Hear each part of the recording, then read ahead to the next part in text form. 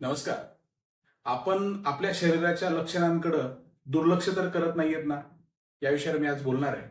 खरं तर 2 दिवसापूर्वी माझ्याकडे एक कंबरदुखीसाठी एक पेशंट आला होता. त्यांनी त्याच्या तक्रारी सांगत असताना त्यांनी मला सांगितलं, की मला लघवीला फार जायला लागतं. त्याच्यावरून मी अंदाज घेऊन त्यांना सांगितलं, की आपण शुगरची तपासणी करूया. सुरुवातीला त्यांनी सांगितले, की मला शुगर आहे. ठीक आहे, मला कमरेचंच बघा तुम्ही. तर मी त्यांना थोडं कन्व्हिन्स केलं, की आपण ही तपासणी करणं गरजेचं आहे. आणि आज मला असं कळतं, की त्यांची शुगर ही 350 प्लस आहे. तर मला या व्हिडिओमधून असा मेसेज द्यायचा आहे, की आपलं शरीर जर आपल्याला काही लक्षणं दाखवत असेल किंवा काही त्याच्या तक्रारी असतील, तर आपण बारकाईनं त्या शरीराच्या लक्षणांकडे लक्ष दिलं पाहिजे. त्याच्यावर काहीतरी पर्याय काढला पाहिजे. आपल्या नजीकच्या डॉक्टरला भेटलं पाहिजे. त्याच्यावर डॉक्टरचा सल्ला घेतला पाहिजे. एका डॉक्टरचा सल्ला तुम्हाला नाही पटला, तर आपण दुसऱ्या डॉक्टरकडे जाऊ शकतो. सेकंड ओपिनियन घेऊ शकतो. थर्ड ओपिनियन घेऊ शकतो. परंतु आपण शरीराच्या लक्षणांकडे दुर्लक्ष केलं नाही पाहिजे. याचे दुष्परिणाम असे होऊ शकतात, की ते आजार वाढू शकतो.